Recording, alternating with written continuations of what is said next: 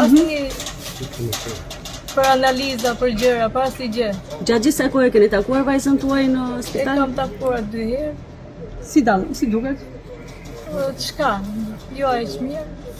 Nuk e di. Është në dieni të gjithë videove që janë bërë virale? Nuk e di. Te nuk e di. Më falni që ju pyes. Në momentet që vajza juaj të vinte në shtëpi, kishte rroba të reja, telefon të ri? Jo, telefon që kemi bler ne, edhe rroba çka ka pas vetëm. Asnjë rroba s'ka pas. Kur kthej në orët e para të mëngjesit, të tregonte se ku ishte?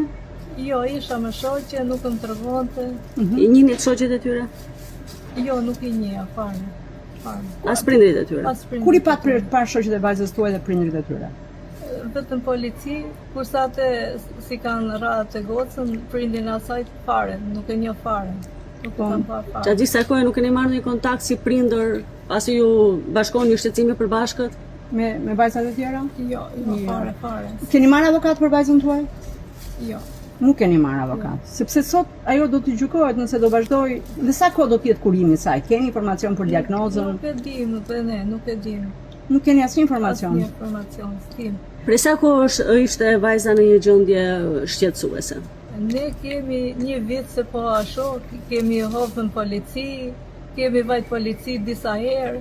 Më falë, në shkollën Liri Garo, kur vajza filloi të kishte këto shqetësime, çfarë ndodhi me ju dhe me drejtorinë e shkollës?